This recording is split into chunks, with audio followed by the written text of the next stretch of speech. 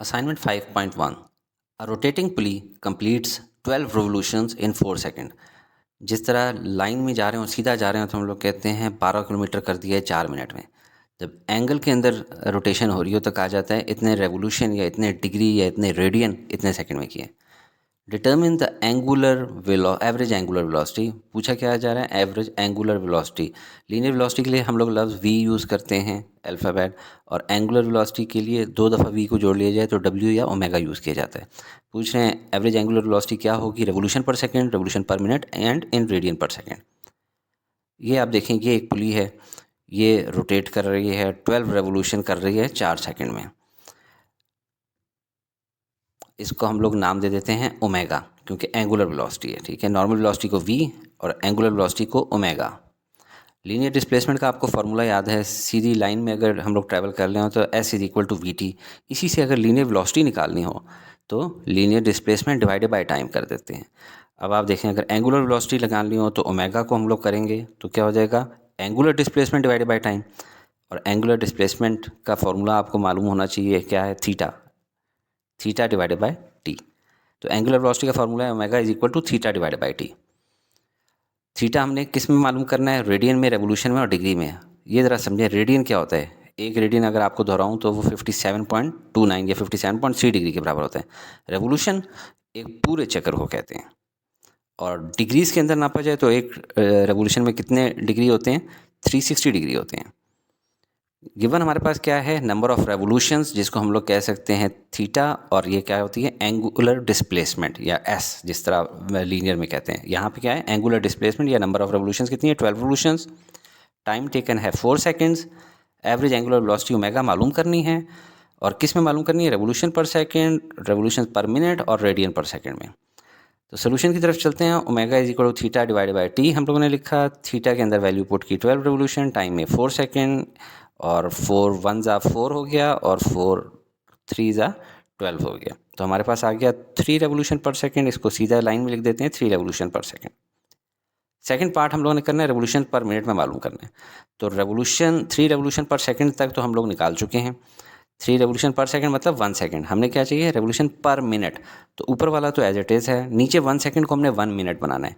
1 minute में कितने second होते हैं, 60। यहाँ कितने सेकंड है, 1 सेकंड। तो हम लोग कर देते हैं मल्टीप्लाई बाय 60। अगर नीचे मल्टीप्लाई बाय 60 की है तो ऊपर भी मल्टीप्लाई बाय 60 करना पड़ेगा। अब नीचे देखें, टोटल कितने सेकंड्स हो गए हैं, 60 सेकंड, यानी 1 मिनट बन चुका है। और ऊपर क्या हो गया, 60 multiply by 3 180। 180 revolution divided by 1 minute, यानी 180 रेवोल्यूशन पर मिनट। तीसरा हम लोगों ने करना है रेडियन पर सेकंड में। Omega is equal to theta by T, ये हम लोग निकाल चुके हैं, 3 रेवोल्यूशन पर सेकंड। दोबारा देखें क्या निकालना है, रेडियन पर सेकंड। तो 1 रेवोल्यूशन कितने के बराबर होती है, डिग्रीज में तो 360 डिग्री होती है, ये आपके सामने तस्वीर बनी है। और रेडियन में कितनी होती है, 2 पाई रेडियन। तो हम लोग यहाँ पे लिख देते हैं 1 रेवोल्यूशन की जगह 2 पाई रेडियन, और नीचे 1 सेकंड ही है जो हम लोगों ने पहले निकाला हुआ था। अब पाई क्या होता है, पाई देखें होता है 3.14। हमें क्या निकला हुआ है, 2 पाई रेडियन, यानी कि हो जाएगा 6.28 रेडियन। इसको ज़रा तस्वीर से समझें, एक सर्कल है पूरा, उसके अंदर कितने रेडियन होते हैं, 6.28। 1 2 3 4 5 6, और ये क्या है, 0.28 रेडियन। तो 3 मल्टीप्लाई बाय 6.28 रेडियन से जब मल्टीप्लाई करेंगे तो हमारे पास आंसर क्या आ जाएगा, 18.8 रेडियन, और नीचे सेकंड था तो पर सेकंड। तो ये हमारे 3 रिक्वायर्ड आंसर्स हैं। Assignment 5.2 an airplane drives along a curve path of radius R. ये एयरप्लेन है, एक कर्व पाथ के अलॉन्ग जा रहा है, जिसका रेडियस क्या है, आर, एंड वेलोसिटी क्या है उसकी, v। सेंट्रीपिटल एक्सेलरेशन इसकी क्या है, 10 मीटर पर सेकंड स्क्वायर। अब सवाल पूछा जा रहा है, if both the velocity and radius R doubled, यानी रेडियस भी डबल कर दिया 2r कर दिया, और वेलोसिटी भी बढ़ा के 2v कर दी, तो what will be the new acceleration. तो मेन एक्सेलरेशन का हम ac कह देते हैं, और जो फाइंड करनी है ac प्राइम कह देते हैं। गिवन हमारे पास है कर्व पाथ का रेडियस r, वेलोसिटी है v, सेंट्रीपिटल एक्सेलरेशन हमें गिवन है 10 metre per second square, new radius हम लोगों को दिया है 2r, और न्यू वेलोसिटी है 2v, और न्यू एक्सेलरेशन ac प्राइम हमने फाइंड आउट करनी है। सेंट्रीपिटल फोर्स का फार्मूला क्या होता है, mv स्क्वायर ओवर r, और आपको पता है force is equal to ma, यानी कि centripetal force is equal to mass into centripetal acceleration. अब ये देखें, सेंट्रीपिटल एक्सेलरेशन बराबर है v स्क्वायर ओवर r के। तो ये फार्मूला आपको पता होना चाहिए। अब सोल्यूशन की तरफ जाते हैं तो सबसे पहले हम लोगों ने ये फार्मूला लिख दिया, centripetal acceleration is equal to V square over R, यानी वेलोसिटी का स्क्वायर डिवाइडेड बाय आर। और हमें सेंट्रीपिटल एक्सेलरेशन पहले केस में गिवन है 10 मीटर पर सेकंड स्क्वायर, तो is equal to 10 metre per second square. तो जहाँ भी कहीं वी स्क्वायर ओवर आर हो हम उसको रिप्लेस करते हैं 10 मीटर पर सेकंड स्क्वायर से रिप्लेस कर सकते हैं। अब हम लोगों ने इसकी सेंट्रीपिटल एक्सेलरेशन फाइंड करनी है। सेंट्रीपिटल एक्सेलरेशन प्राइम वेलोसिटी कितनी होगी है डबल, यानी 2v हो जाएगी उसका स्क्वायर, और नीचे क्या हो जाएगा 2r, 2v का स्क्वायर डिवाइड बाय 2r। इसको सॉल्व करेंगे तो 2 का स्क्वायर 4 और v का स्क्वायर v स्क्वायर, तो 4v square divided bye 2r। अब 2 × 4 हो जाएगा, ठीक है, तो ऊपर आ जाएगा 2v स्क्वायर और नीचे सिर्फ r। अब देखें v स्क्वायर और r की हमें वैल्यू मालूम है 10 मीटर पर सेकंड स्क्वायर, तो इसकी जगह हम लोग वो वैल्यू पुट कर देते हैं 2 × 10 मीटर पर सेकंड स्क्वायर, तो ये हो जाएगा 20 मीटर पर सेकंड स्क्वायर, और ये हमारा आंसर है। Assignment 5.3, at what speed in kilometre per hour is a bank angle of 45 degree required for an aeroplane to turn a radius of 60 metre. चूँकि आप लोग हवा में कम ही जाते हैं, मैं आपको ये एग्जांपल पिक्चर ऑफ कार के साथ समझाता हूँ, आखिर में उसको एरोप्लेन में कन्वर्ट करेंगे। ये कार है, इसने एक टर्निंग रेडियस क्रॉस करना है, और टर्निंग रेडियस कितना है 60 मीटर, यानी कर्व बेंड है, ठीक है। इस कार का बैंक एंगल कितना बनाया गया है, यानी कि सड़क को कितना उठाया गया एक साइड से 45 डिग्री, ताकि ये इजीली टर्न कर सके, ठीक है। अब इसकी सेफ्टी स्पीड क्या होनी चाहिए, आपने देखा है ना सेफ्टी स्पीड लिखी होती है 35-60 किलोमीटर, तो वो हमने ढूंढनी है कि कितनी होनी चाहिए, ठीक है। लेकिन याद रखें एरोप्लेन के लिए है, लेकिन हम यहाँ पे कार के ऊपर डिस्कस कर रहे हैं। तो गिवन हमारे पास क्या है, बैंक एंगल गिवन है 45 डिग्री का, रेडियस गिवन है 60 मीटर, सेफ्टी स्पीड हमने मालूम करनी है। इसके सोल्यूशन में हमें सबसे पहले इसका फार्मूला मालूम होना चाहिए, जो कि v is equal to √g/r tan theta. क्यों? क्योंकि इसके ऊपर फोर्स ऑफ ग्रेविटी लग रही है, एक्सेलरेशन ड्यू टू ग्रेविटी। एक रेडियस r खुद हम लोगों ने बनाया है, या इतना हमने घूमना है जब जहाज़ में होंगे, और टेंजेंट थीटा के कितना टिल्ट करना है, ठीक है। सड़क बनाने वाले तो खुद बना के देते हैं, लेकिन जहाज़ में पायलट ने खुद उतना एंगल क्रिएट करना होता है। अब ये फार्मूला कहाँ से आया है, इसके लिए मैं एक वीडियो बना चुका हूँ, जो कि है 3 मिनट 50 सेकंड की। इसका लिंक मैं आपको डिस्क्रिप्शन में देख रहा हूँ। अगर आपने ये नहीं देखी तो पहले ये देख लें, फिर इसके बाद दोबारा यहीं से कंटिन्यू करें। तो इसके अंदर अब हम लोग वैल्यूज़ पुट इन करते हैं। जी की वैल्यू 9.8, आर की 60, टेंजेंट 45। टेंजेंट 45 आपको पता है 1 होता है, और 60 मल्टीप्लाई बाय 9.8 मल्टीप्लाई करें तो 585 आ जाता है। तो स्क्वायर रूट ऑफ 585 जब लेंगे तो हमारे पास वेलोसिटी आ जाती है 24.25 मीटर पर सेकंड। हमें किस में चाहिए, किलोमीटर पर आवर में। तो हम लोग क्या कहते हैं 24.25 लिख लेते हैं पहले। मीटर को किलोमीटर बनाना है तो इसके साथ आप के लिख दें, किलोमीटर बन गया। लेकिन इस तरह थोड़ी हो सकता है कि खुद ही से 1000 किलो क्या होता है 1000 होता है, कि 1000 लिख दें। तो हम लोग डिवाइड भी कर देंगे 1000 से। पीछे क्या बचा, नीचे की तरफ सेकंड, हमें क्या चाहिए, आवर चाहिए। तो एक आवर में कितने सेकंड्स होते हैं 3600, तो नीचे हम लोग 3600 से मल्टीप्लाई कर देते हैं ताकि ये 1 आवर बन जाए। लेकिन अगर नीचे 3600 से मल्टीप्लाई किया तो ऊपर भी 3600 से मल्टीप्लाई करना होगा, क्योंकि ये मैथ्स के रूल्स हैं, ठीक है। अब आप देखें 3600 इससे मल्टीप्लाई होकर क्या बन जाएगा 87,300 किलोमीटर। नीचे क्या बचा, एक ये 1000 बचा, और 3600 सेकंड जो है ये कितना बन जाता है 1 आवर, तो ये हम लोग आवर लिख देते हैं। अब 87,300 डिवाइडेड बाय 1000 करेंगे तो 87.3 किलोमीटर पर आवर बन जाएगा। ये हमारी सेफ्टी स्पीड है। अगर किसी को ये वाला प्रोसीजर नहीं समझ आया या डिफिकल्ट लगता है तो आप इस तरीके से भी डिस्टेंस और टाइम कैलकुलेट कर सकते हैं। देखें कितना है 24.25 मीटर पर सेकंड, तो 24.25 मीटर आपने लिख दिया, और यहाँ पे टाइम है 1 सेकंड। हमें कितने में चाहिए 1 घंटे में, ठीक है, 1 आवर में। तो आप इसको इस तरह देखें कि एक आवर में कितने सेकंड होते हैं, एक आवर में होते हैं 3600 सेकंड। तो इसको आपने 3600 से मल्टीप्लाई कर देना है, तो वो एक आवर में आप कितना डिस्टेंस ट्रैवल करेंगे वो निकल आ जाएगा, ठीक है। 3600 मल्टीप्लाई बाय 24.25, इससे वैल्यू आ जाती है 87,300 मीटर इन 1 आवर। इसको किलोमीटर में करें तो क्या हो जाता है 87.3 किलोमीटर इन 1 आवर, और इसको इस तरह करके लिख दें 87.3 किलोमीटर पर आवर। अब एरोप्लेन को देखें ताकि डायग्राम आपको समझ आ जाए। एरोप्लेन ने खुद टिल्ट होना होता है 45 डिग्री पे, यानी ये काम पायलट ने करना होता है, और इस तरह करते हुए वो अपना डिज़ायर्ड रेडियस अचीव कर सकेगा। Assignment 5.4, a cord is wrapped around the rim of a cylinder that has a mass of 10 kg and a radius of 30 cm। ये एक सिलेंडर है, इसका मास है 10 kg, इसका रेडियस है 30 सेंटीमीटर, और इसके गिर्द एक कॉर्ड को रैप किया गया है। If the rope is pulled with a force of 60 Newton, what is the angular acceleration of the cylinder. यानी अगर इस रोप को 60 न्यूटन की फोर्स से हम पुल करें तो एंगुलर एक्सेलरेशन क्या होगी। नॉर्मल एक्सेलरेशन को हम ए कहते हैं, एंगुलर एक्सेलरेशन को अल्फ़ा कहते होते हैं। तो गिवन हमारे पास क्या है, मास ऑफ सिलेंडर गिवन है, रेडियस आर गिवन है 30 सेंटीमीटर, उसको मीटर्स में करेंगे यानी एसआई यूनिट में 0.3 मीटर हो जाएगा। फोर्स एफ हमारे पास है 60 न्यूटन। एंगुलर एक्सेलरेशन अल्फ़ा हमने मालूम करनी है। तो सोल्यूशन की तरफ जाते हैं। आपको लीनियर एक्सेलरेशन को तो पता है, force is equal to M A के अंदर लीनियर एक्सेलरेशन होती है, और इसकी मदद से हम लीनियर एक्सेलरेशन मालूम कर सकते हैं। Acceleration is equal to force divided by M यानी मास, और इसकी यूनिट क्या होती है, मीटर पर सेकंड स्क्वायर। तो अब जो हम लोगों ने मालूम करनी है वो कौन सी एक्सेलरेशन है, एंगुलर एक्सेलरेशन। एंगुलर एक्सेलरेशन को मालूम करने का फॉर्मूला होता है tau is equal to I into alpha. I क्या है, मोमेंट ऑफ इनर्शिया। देखिए नॉर्मल लीनियर केसेस में जो इनर्शिया होता है वो सिर्फ मास की वजह से होता है। जो टॉर्क, जो एंगुलर फोर्सेज होती हैं, टॉर्क क्या होती है, एंगुलर फोर्स, वो आई इंटू अल्फ़ा होता है, मोमेंट ऑफ इनर्शिया के ऊपर डिपेंड कर रहा होता है, ठीक है, आई इंटू अल्फ़ा। इससे हम लोगों ने अगर एंगुलर एक्सेलरेशन निकालनी है तो इज इक्वल टू क्या हो जाएगा, टॉ डिवाइडेड बाय आई, और इसकी यूनिट क्या होगी, रेडियन पर सेकंड स्क्वायर। टॉ का फॉर्मूला आपको पता है, टॉ मालूम करना है तो फोर्स इंटू रेडियल डिस्टेंस, और आई का फॉर्मूला, ये tau force into radial distance, I का फॉर्मूला क्या है, half M R square for cylinder. सिर्फ सिलेंडर की बात हो रही है, अगर सिलेंडर की जगह कोई और चीज़ हो तो कोई और फार्मूला लगेगा। अब ये क्या हरकत है जी, हाँ इसके लिए तो मैंने एक पूरी वीडियो बनाई है आप लोगों के लिए जो कि 6 मिनट 50 सेकंड की है, क्योंकि इसी से बोर्ड के न्यूमेरिकल्स भी आ जाते होते हैं और मुफ्त का नंबर ख़राब होने का चांस होता है। उसका ये वाला पोर्शन आप देखें कि जो डिस्क या सॉलिड सिलेंडर हो उसका फार्मूला होता है हाफ एम आर स्क्वायर। आपने सिर्फ यही 6 का रटा लगाना है। कैसे लगाना है वो मैंने इस वीडियो में बताया हुआ है कि आपका पूरा एक सिलेंडर है, उसका फार्मूला आई का क्या है, मोमेंट ऑफ इनर्शिया का हाफ एम आर स्क्वायर। अगर इसको पतला पतला करते जाएं, इतना पतला करते हैं कि सिर्फ एक डिस्क की शक्ल रह जाए, तो तब भी इसका formula half M R square ही रहता है। फिलहाल के लिए यही काफ़ी है, वापस चलते हैं।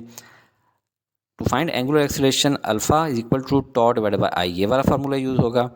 टॉ हमें पता है फोर्स इंटू रेडियल डिस्टेंस होता है, वैल्यूज डाल देते हैं, फोर्स 60 न्यूटन और रेडियल डिस्टेंस 0.3 मीटर। इनसे हमारे पास वैल्यू आ जाएगी 18। हमें दूसरी चीज़ चाहिए I, I equal to half M R square equal to half m क्या है, मास क्या है 10, रेडियस क्या है 0.3 का स्क्वायर, 10 डिवाइड बाई 2 5 हो जाएगा, और 0.3 मल्टीप्लाई बाई 0.3 भी हो जाएगा तो 0.45 वैल्यू आ जाएगी। अब हम लोग इसको इस फार्मूले में डालते हैं, alpha equal to tau divide by I. तो टॉ की वैल्यू आई हुई है 18 और आई की वैल्यू आई हुई है 0.45। 18 डिवाइड बाई 0.45 से वैल्यू आ जाती है 40 रेडियन पर सेकेंड स्क्वायर। ये है हमारी angular acceleration. Assignment 5.5, a belt is wrapped around the edge of a पुली।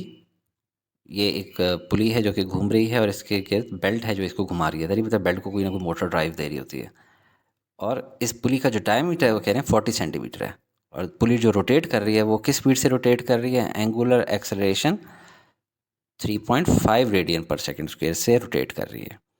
अब वो कह रहे हैं at time T is equal to 0, यानी आपने एक स्टॉप वॉच पकड़ी है और अभी दबाने ही वाले हैं, तो उस टाइम पे टाइम को आप कह लेते हैं 0। रोटेशनल स्पीड इसकी क्या है, रोटेशनल स्पीड यानी कि एंगुलर स्पीड, एंगुलर स्पीड को हम लोग ओमेगा कहते हैं, तो लीनियर स्पीड को v और एंगुलर स्पीड को ओमेगा। और इस टाइम 0 पे दे रहे हैं यानी कि इनिशियल एंगुलर स्पीड देख रहे हैं तो ओमेगा आई कह देते हैं, तो ओमेगा आई 2 रेडियन पर सेकंड। जिस तरह दूसरे केसेस में लीनियर वाला में वी आई कहते थे ना, v f equal to v i वाला जो केसेस होते हैं, ये बिल्कुल वैसे ही मिलता है 10 वाला है। तो अब सवाल पूछा जा रहा है what is the angular displacement and angular velocity of the pulley 2 seconds later, यानी जब 2 सेकंड बाद आपने स्टॉप वॉच को प्रेस किया और यहाँ पे 2 सेकंड के लॉक किया, टाइम 2 सेकंड गुजर चुके हैं। अब इस टाइम पे उसने एंगुलर डिस्प्लेसमेंट कितनी कवर की है, यानी थीटा, एंगुलर डिस्प्लेसमेंट कितनी कवर की है थीटा, और एंगुलर वेलोसिटी अब उसकी क्या है, यानी final angular velocity omega F उसकी क्या है। तो गिवन हमारे पास क्या है, डायमीटर ऑफ पुली, इसको मीटर्स में कर लेंगे।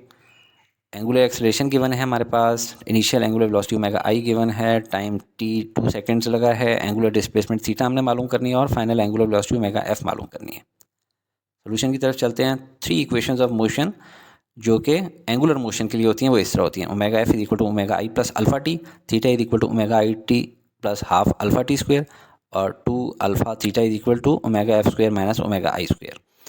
इसमें कौन सी इक्वेशन है हम लोग यूज़ करें जिससे ओमेगा एफ निकल सकता है। ये पहली इक्वेशन में देखें, ओमेगा एफ हमें चाहिए, ओमेगा आई हमें मालूम है, हाँ मालूम है 2 रेडियन पर सेकंड, अल्फा हमें मालूम है 3.5 radian per second square, time हमें मालूम है 2 सेकंड। तो इससे हम लोग पहले ओमेगा एफ मालूम कर लेते हैं, 2 + 3.5 इंटू 2 + 7 हो जाएगा, और ये आ जाएगा 9 रेडियन पर सेकंड। तो ये हम लोग यहाँ पे लिख लेते हैं और यहाँ पे भी लिख लेते हैं 9 रेडियन पर सेकंड।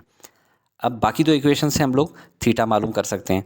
लेकिन मुझे थर्ड इक्वेशन ऑफ मोशन ज़्यादा इजी लग रही है, तो मैं इसमें वैल्यूज पुट इन करता हूँ। 2 multiply by 3.5 multiply by theta is equal to omega F की वैल्यू यहाँ हमने फाइंड कर ली थी 9 का स्क्वायर माइनस ओमेगा आई यानी 2 का स्क्वायर। तो 2 multiply by 3.5 7 theta is equal to 9 का स्क्वायर 81 माइनस 2 का स्क्वायर 4। अब 81 माइनस 4 हो जाएगा 77 और यहाँ पे 7 है तो 77 डिवाइडेड बाय 7 हो जाएगा थीटा, और इससे हमारे पास थीटा की वैल्यू आ जाएगी 11 radiance. Assignment 5.6. A DVD disc has a radius of 0.06 metre and a mass of 0.02 kg. ये एक डिस्क है, इसका रेडियस है 0.06 मीटर और इसका मास है 0.02 kg. The moment of inertia of solid disk is I is equal to half mr square, जिसके अंदर m क्या है, मास है, और r है रेडियस ऑफ द डिस्क। अब वो कह रहे हैं कि when a DVD in a certain machine starts playing, it has an angular velocity of 160 radian per second. यानी जैसे ही हम किसी मशीन के अंदर इसको डालते हैं प्लेयर के अंदर, तो ये घूमना शुरू कर जाती है किस स्पीड से, 160 रेडियन पर सेकंड के साथ। और ये एंगुलर स्पीड है इसलिए ओमेगा लिख रहे हैं, नॉर्मल स्पीड को हम वी लिखते होते हैं। तो what is the angular momentum of the disc, ये पूछ रहे हैं। नॉर्मल मोमेंटम क्या होता है, मास इनटू वेलोसिटी। अभी इन्होंने एंगुलर मोमेंटम पूछ लिया एल। तो गिवन हमारे पास क्या है, हम लोग वो लिख लेते हैं, radius of DVD, mass of DVD, moment of inertia I equal to half M R square. इस दफ़ा इन्होंने हमें खुद ही फार्मूला दे दिए, और angular velocity omega 160 radian per second, angular momentum L हमने मालूम करना है। तो सोल्यूशन की तरफ जाने से पहले एंगुलर मोमेंटम और नॉर्मल मोमेंटम को देखते हैं। नॉर्मल मोमेंटम क्या होता है, mass into velocity, P is equal to mass into velocity. जिस तरह फोर्स, जो नॉर्मल फोर्स और जो टॉर्क होता है उसको हम लोगों ने कंपेयर किया था पिछले एग्जांपल में, इसमें लीनियर मोमेंटम और एंगुलर मोमेंटम को दे रहे हैं। P is equal to mass into velocity था। एंगुलर मोमेंटम का होता है आई इंटू वेलोसिटी, और कौन सी वेलोसिटी, एंगुलर वेलोसिटी। ये है मास और ये है moment of inertia. Angular momentum और लीनियर मोमेंटम का अगर आपस में रिलेशन देखना हो तो वो होता है L is equal to r multiply by P.